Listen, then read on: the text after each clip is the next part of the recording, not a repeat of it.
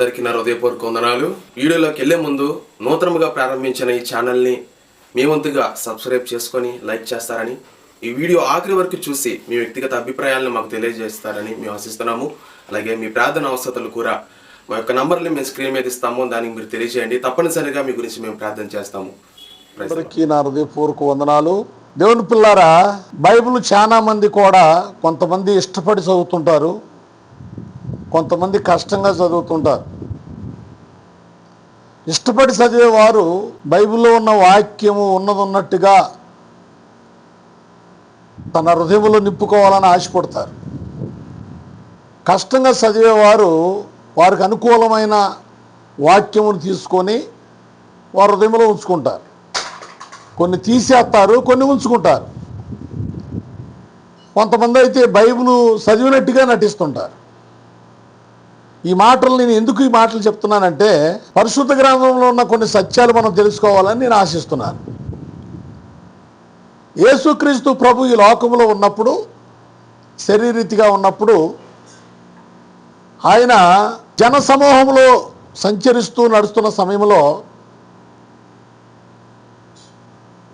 పస్కా పండగ అంటే పస్కా ఆచార ప్రకారంగా ఆ దినాల్లో జరుగుతున్నప్పుడు, పస్కా ముందు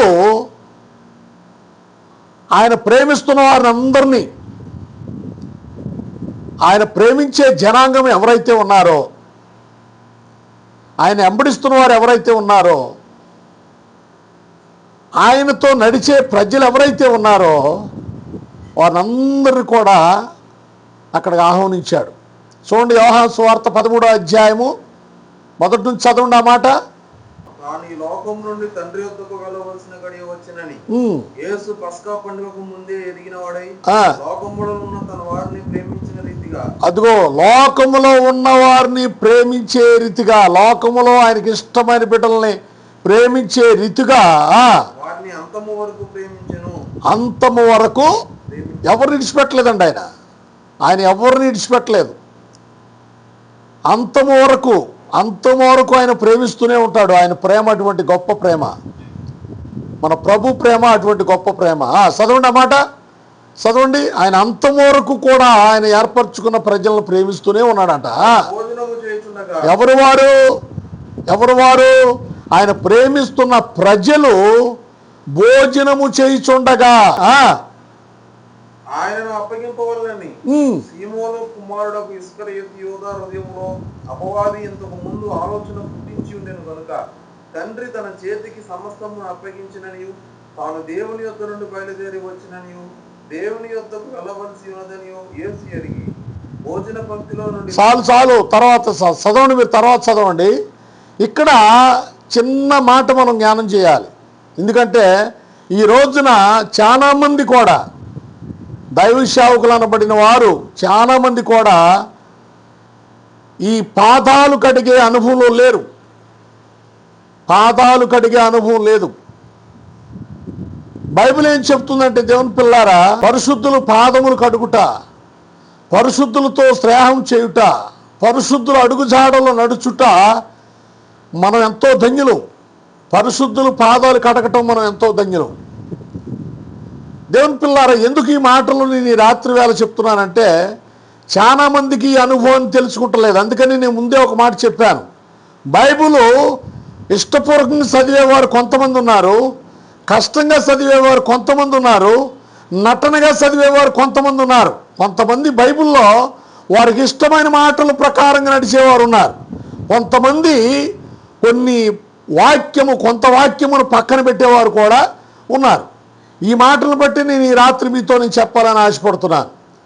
యేసు ప్రభువు వారి విషయంలోకి వచ్చేపాటికి ఇక్కడ ఆయన శిలువ యొక్క మరణానికి సమీపంగా ఉన్నప్పుడు ఆయన ప్రజలైన వారిని అందరూ కూడా పిలిచినట్టుగా లేఖనంలో ఉంది. అక్కడ లోకములో ఉన్న తన వారిని, తన ప్రజలైన వారిని, ఆయన ప్రేమిస్తున్న వారిని అందరినీ కూడా ఆయన ఉన్న స్థలంలోకి పిలిచినట్టుగా రాయబడి ఉంది. అక్కడ వారందరూ అక్కడ భోజనములో కూర్చొని ఉండగా, భోజనము చేయిచుండగా, ఎవరు మీరు?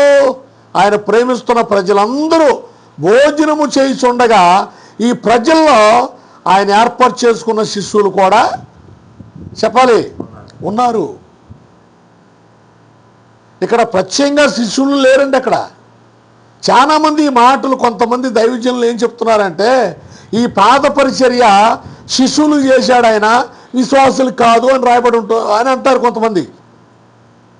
చాలామంది నాకు చెప్పారు అలాగా, ఇది సేవకులు పాద పరిచర్య అండి, విశ్వాసులు కాదండి, శిష్యులు కానీ అక్కడ ఉంది కదండి అనేవాళ్ళు చాలామంది ఉన్నారు. పై 13:2-3 వచనాల్లో మనం జ్ఞాపకం చేసుకుంటే అక్కడ ఆయన ఏర్పరచుకున్న లోకములో ఉన్న ఆయన ప్రేమిస్తున్న ప్రజలందరూ కూడా భోజనంలో కూర్చున్న చోట ఆ భోజన భక్తిలో ఉండి ప్రభు లేచి ఆ పై వస్త్రాన్ని, అంటే ఆయనకి పై వస్త్రం ఒకటి ఉంది, ఆ వస్త్రాన్ని తీసి ఒక టవల్ తీసుకుని ఆ వస్త్రాన్ని పక్కన పెట్టి ఇంకొక టవల్లో ఏం చేశాడంటే నడువుకి కట్టుకొని. ఇంకో మాట మీకు నేను చెప్పాలని ఆశపడుతున్నాను దేవుని పిల్లారా. పై వస్త్రము అంటే ఈ పై వస్త్రమును వేసుకునేవారు ఎవరు వేసుకుంటారు? పై వస్త్రం ఎవరు వేసుకుంటారంటే యజమానుడు వేసుకుంటాడు. పై వస్త్రం వేసుకునేవాడు యజమానుడు. మరి నడుము కట్టుకునే వస్త్రం ఏంటి? నడుముకి ఎవరు కట్టుకుంటారంటే దాసుడు కట్టుకుంటారు. అంటే ఈ పై వస్త్రాన్ని పక్కన పెట్టి, ఆయన అధికారాన్ని కూడా పక్కన పెట్టి, ఏమండి ఆయన పరలోకము నుండి దిగి వచ్చాను అనే ఒక విషయం కూడా పక్కన పెట్టి, ఆయన పోలిక మనం చేసుకున్నాడు కాబట్టి ఈ మట్టి ఘటములో ఉన్న ఈ మనిషి కొరకు ఆయన పాదములు కడగటానికి తను తాను తగ్గించుకున్నాడంట. తను తాను తగ్గించుకుంటాం అంటే అదేనండి, తను తాను తగ్గించుకొని రిత్తునిగా చేసుకొని దాసుడు స్వరూపమును ధరించి, దేవునికి సమానుడిగా అనుకోక దాసుడు స్వరూపము ధరించి తను తాను రిత్తునిగా చేసుకొని మనుషులు పోలికగా పుట్టి, ఏమండి తను తాను తగ్గించుకుంటాం అంటే ఏంటో తెలుసా? ఒకరు ప్రేమించుకునటం, ఒకరు తగ్గించుకునటం. ఇక్కడ అదే జరుగుతుంది. అక్కడ యేసుక్రీస్తు ప్రభు అక్కడ 12 మంది శిష్యులే లేరండి. చాలామంది నాతో వాదన చేస్తున్నారు కొంతమంది, అది యేసు ప్రభు శిష్యులే కదా అక్కడ ఉంది, ప్రజలు లేరు అని. జాగ్రత్తగా చదవండి, 13వ అధ్యాయము మొట్టమొదటి వచనం కాను చదవండి. అక్కడ వారు అనే మాట ఉంటుంది, తను ప్రేమించిన వారు అనే మాట ఉంటుంది. వారందరూ భోజనంలో కూర్చున్నట్టుగానే ఉంటుంది. తను ప్రేమించేవారంటే ఎవరు? అపోస్తులు ఒక్కళ్ళే ప్రేమించాడు ఆయన. ఏమండి అక్కడ లోకములో ఉన్న మాట కూడా వస్తుంది. అక్కడ లోకములో తన వారినైనా అందరినీ ప్రేమించుచు ఈ సందర్భంగా ఈ కార్యములను అందరూ పిలుచుకున్నాడు దగ్గరికి. పిలుచుకొని వారు భోజనం చేసిన తర్వాత వారు పాదాలు కడుక్కుంటూ వచ్చేస్తున్నాడు. అందరి పాదాలు కడుక్కుంటూ వస్తున్నాడు. పై వస్త్రం పక్కన పెట్టాడు, ఒక వస్త్రం తీసుకుని నడుము కట్టుకున్నాడు. యజమానుడి యొక్క అధికారాన్ని పక్కన పెట్టుకొని దాసుడుగా నడుము కట్టుకొని వారి పాదాలు కడగటానికి ఇష్టపడ్డాడు. ఆయన పాదాలు కడుగుతున్నారు. అందరి పాదాలు కడుక్కుంటూ వచ్చి లాస్ట్లో పేతురు పాదాలు కడగటానికి దగ్గరికి వచ్చాడు. అందరి పాదాలు కడుక్కుంటూ వచ్చాడు. లాస్ట్ ఎవరి పాదాలు కడుగుతున్నాడు? పేతురు పాదాలు కడుగుతున్నాడు. పేతురు పాదాలు కడగటానికి ఇష్టపడేటప్పుడు పేతురు ఏమంటున్నాడంటే, మీరు నా పాదాలు కడగొద్దు అంటున్నాడు. అప్పుడు ప్రభు అంటాడు, అక్కడ ఏమంటాడో తెలుసు ఒక మాట, అందుకు యేసు నేను చేయుచున్నది ఇప్పుడు నీకు తెలియదు గాని ఇక మీదట తెలుసుకుందాం అని అతనితో చెప్పగా, పేతురు నువ్వు వెన్నడను నా పాదములు కడగరాదని ఆయనతో నేను. అందుకు యేసు నేను నిన్ను కడగని ఎడలా నాతో నీకు పాలు పంపులు లేదన్నాడు. చూసావా? పాద పరిచర్య ఎంతో గొప్ప భాగ్యం అండి. పాద పరిచర్య ఎంతో గొప్ప భాగ్యం. ఈ రోజున పాద పరిచర్య చేయలేకపోతున్నారు చాలామంది. మరి ఎందుకు చేయట్లేదో నాకు అర్థం కావట్లేదు.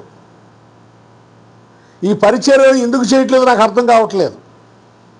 దేవుడు పిలిచాడని చెప్పుకుంటారు, సంఘం మీద అధికారం చలాస్తుంటారు, సంఘం మీద వారి ఇష్టానుసారంగా ఉంటారు, సంఘాన్ని ప్రేమిస్తారు, ఒక సమయంలో సంఘాన్ని కూడా ప్రేమిస్తారు. కానీ మరి ఎందుకనో పాద పరిచర్య ఇక్కడికి వచ్చేపాటికి వెనకబడిపోతారు. ఈ పాద పరిచర్య ఎందుకు చేయట్లేదు నాకు అర్థం. క్రైస్తవులో చాలా కొదువైంది ఏంటంటే పాద పరిచర్యనండి. ఈ పాద పరిచర్య చేయరండి. కానీ చేస్తే నేను ఏమంటానంటే ఈ పాద పరిచర్య చేస్తే ఎంత ధన్యులు అవుతావు. పరిశుద్ధుల పాదాలు కడుగుట ఎంతో భాగ్యం అండి. పరిశుద్ధుల పాదాలు కడుగుట ఎంతో ఆనందం అండి మనకి. యేసు ప్రభువారు అయితే శిష్యుల పాదాలు ప్రజల పాదాలు కడిగినట్టుగా మనకి అక్కడ కనిపిస్తుంది. ఒకవేళ నేను కడగకపోతే నీకు నాకు పాలు పంపులు లేవన్నాడు, చెప్పేశాడు, ఖచ్చితంగా చెప్పేశాడు. అక్కడ పేతుర్ని ప్రభువారిని మనం చూసుకోవాలి. అక్కడ శావుకులు అనబడిన వారు, విశ్వాసులు అనబడిన వారు అక్కడ మనం చూడాలి. పేతుర్ని యేసుప్రభువారు చూడాలా. పేతురికి యేసుప్రభువారి మధ్యన జరుగుతున్న ఆ సంభాషణ మనం చూడాలి. అక్కడ వారిద్దరి మధ్యన జరుగుతున్న సంభాషణ చూడాలి. మరి ఈ రోజున నీవు నీ పరిశుద్ధులు దైవజనుల పాదాలను కడగకపోతే, పరిశుద్ధులైన వారు నీ పాదాలు కడగకపోతే ఈ పరిచర్య ఎందుకు వెనకబడిపోయింది? క్రైస్తవ సమాజంలో ఈ పరిచర్య ఎందుకు వెనకబడిపోయింది? ఎందుకని ఒకరి పాదాలు ఒకరు కడుక్కోలేకపోతున్నారు? ఎందుకని ఒకరు ప్రేమించుకోలేకపోతున్నారు? ఎందుకు ఒకరిలో ఐక్యత లేదు? ఈ సేవకుల్లో ఎందుకు లేదు ఐక్యత?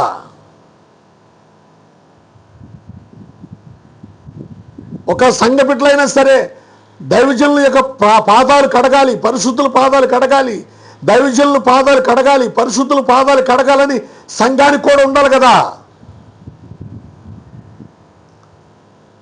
సంఘ బిడ్డలని పడిన విశ్వాసులు కూడా లేదు ఈ రోజున. పరిశుద్ధులైన బిడ్డలైన విశ్వాసులు కూడా లేదు.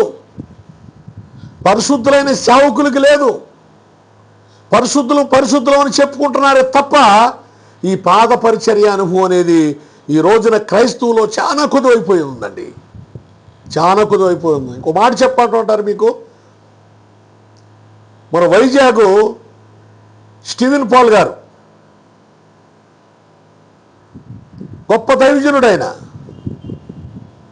కొన్ని కోట్ల ఆత్మలను రక్షించినవాడు. ఆయన భార్య ఆయన కూడా ఎంతో అనేక ప్రాంతాలు అనేక దేశాలు వెళ్ళి ఓడబడుతూ కొన్ని కోట్ల జనాంగాన్ని ఆత్మలో నడిపించుకున్నవారు. అటువంటి దైవజనుడు వచ్చి యేసన్నయ్య గారి పాదాలు కడిగాడు. యేసన్నయ్య మా బలహీనుడిగా ఉన్నాడు అప్పుడు. ఓసన్న మినిస్ట్రీ స్థాపికులు యేసన్నయ్య. స్థాపికులని నేను అన్నానండి. ఇప్పుడు యేసన్న ఎప్పుడు కూడా నేను ఓసన్న స్థాపించానని ఎప్పుడు చెప్పుకోలే ఆయన. ఓసన్న మినిస్ట్రీ స్థాపించానని ఎక్కడ ఏ బ్యానర్లో కూడా రాయబడి ఉండదు. నేను స్థాపించాను ఈ సంస్థలను ఎప్పుడు అన్నాడు ఆయన. నీ కృప వల్లనే నాయన, నీ కృప వల్లే ఈ పరిచర్య, నీ కృప వల్లనే ఈ పరిచర్య విస్తరింపబట్టం నీ కృపే, నీ కృపే, నీ కృప అని కృప మీద యేసన్నయ్య గారు ఎన్నో పాటలు పాడాడు. అందుకని ఈ రోజున అనేక ప్రాంతాలు అనేక దేశాల్లో ఓసన్న మినిస్ట్రీ యొక్క పరిచర్య అంచులుగా విస్తరింపబడుతుంది. అటువంటి యేసన్న గారు బలహీనుడై మరణంచుల్లో దగ్గరికి వచ్చిన తర్వాత ఆయన మంచంలో ఉండిపోయి లెగలేని స్థితిలో ఉన్నప్పుడు, అటువంటి స్థితిలో ఉన్నప్పుడు వైజాగ్ స్టీవెన్ పాల్ గారు అక్కడికి వెళ్ళి అన్నయ్య యేసన్నయ్య చూడటానికి వెళ్ళి యేసన్న గారు పాదాలు కడుగుతున్నాడండి. చూడండి స్క్రీన్ మీద యేసన్నయ్య పాదాలు కడుగుతున్నాడు.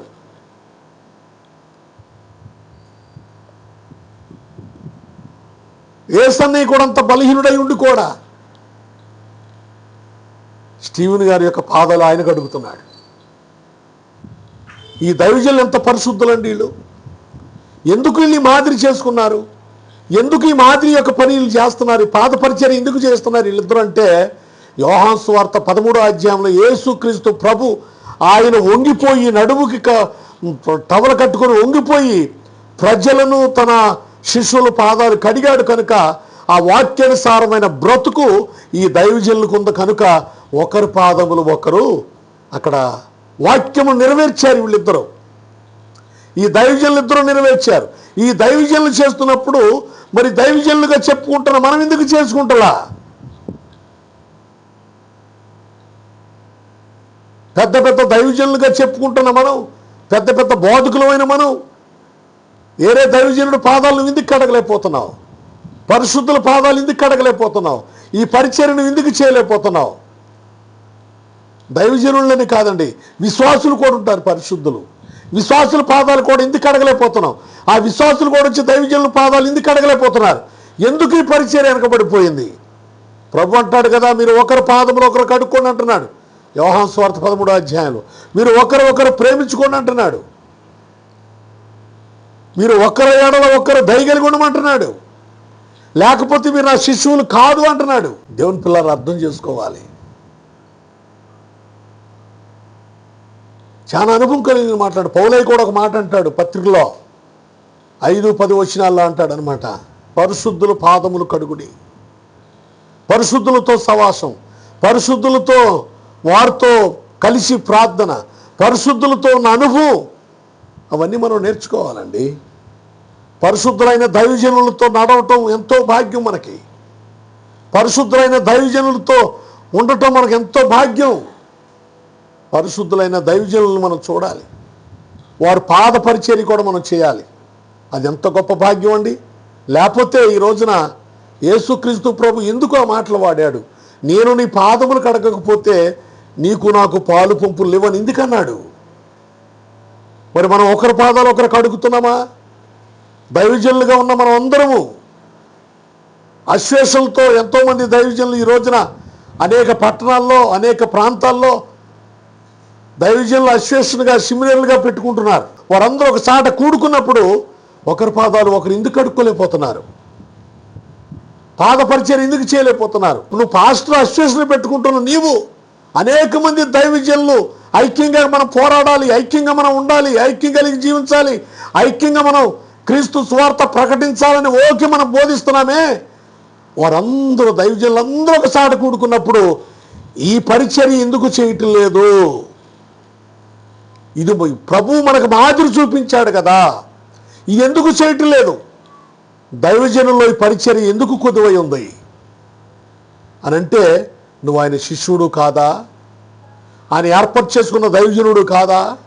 ఆయన పిలుపు ద్వారా నడిచేవాడు కాదా? నీవు అందరం ఒక చోట కూడుకుంటున్నామంటే, అందరము సవాసంతో ఉంటున్నామంటే, అందరం ఐక్యం కలిగి దైవజనులుగా ఒక చోట ఉంటున్నామంటే, కలిసి పోరాడాలని మనం అనుకుంటున్నామంటే మనలో ఐక్యత ఉందనే కదా అందరూ ఒక చోట కూడుకునేది.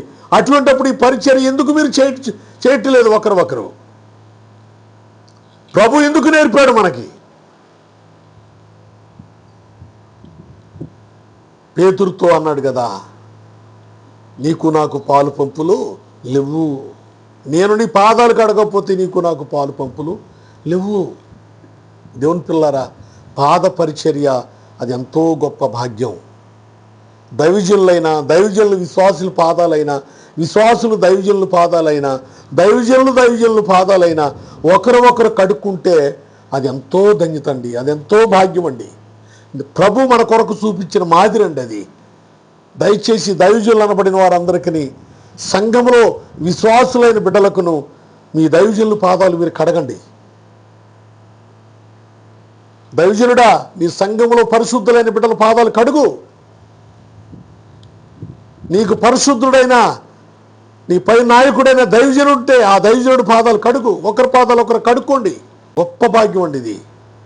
పైన తవల తీసి ఒక తవల నడుము కట్టుకొని ఆయనే పల్లెములో నీళ్లు పోసి అందరి పాదాలు కడగటానికి ఇష్టపడ్డాడంటే అది ఎవరి కొరకు చేశాడు ఆ పని? నీ కొరకు, నా కొరకే కదా. మనం అలా బ్రతకాలనే కదా. క్రైస్తవులో భేదాలు ఉండకూడదనే కదా. క్రైస్తవులో హెచ్చు తగ్గు ఉండకూడదనే కదా. నువ్వు గొప్పవాడు, నీ చిన్నవాడు అని అనుకోకూడదనే కదా చేసింది ఆయన. నాది ఆ కులం, నీది ఈ కులం అని చెప్పుకోకుండా ఉండటానికే కదా పని చేసింది ఆయన.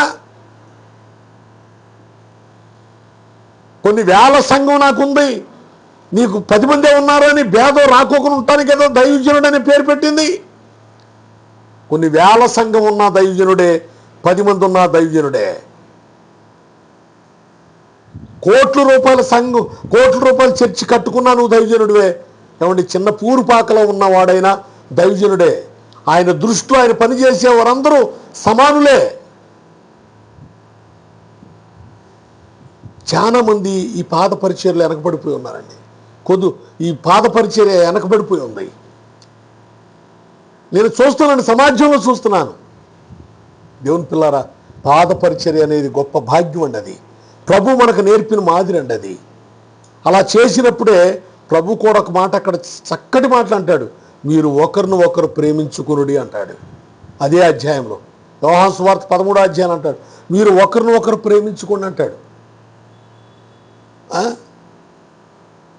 తర్వాత మీరు ఒకరి పాదములు ఒకరు కడుక్కోండి, అప్పుడు మీరు ధన్యులవుతారన్నాడు. నేను పంపబడిన వారు ఎవరైతే చేర్చుకుంటారో వారు ధన్యులవుతారన్నాడు అక్కడ. ఆ 13వ అధ్యాయం అంతా కూడా ఎలా ఉంటుందంటే చాలా ఆత్మీయతగా ఉంటుందండి. అది దైవజనులకు విశ్వాసులు కూడా మాదిరి చూపించాడు అక్కడ. ఈ పరిచర్య చాలా సంఘాల్లో లేదండి, చాలా దైవజనులు చేయట్లేదు. ఇది నేను చేస్తానండి. దేవుని పిల్లారా, దైవ సేవకులైన మీ అందరికీ నా 2 చేతులు జోడించి చెప్తున్నాను. పరిశుద్ధులైన సంఘముగా ఏర్పరచబడిన సంఘానికి కూడా చెప్తున్నాను, మీ దైవజనులను గౌరవించండి, మీ దైవజనులను ప్రేమించండి, మీ దైవజనుల యొక్క పాదాలు కడగండి. విశ్వాసులైన బిడ్డలు, దైవజనుడా నీవైనా సరే పరిశుద్ధంగా సంఘంగా వాక్యానుసారంగా నడుస్తున్న సంఘం ఉంటే, వాక్యానుసారంగా లోబడిన సంఘం ఉంటే, ఆత్మ సంబంధముగా ఉత్సవంగా కట్టబడిన సంఘం ఉంటే, ఆ సంఘ బిడ్డలకు పరిచర్య దైవజనులను చేయి. ఒకరి పాదాలు ఒకరు కడగండి. పరలోకమందున మన తండ్రి ఇష్టపడతాడు.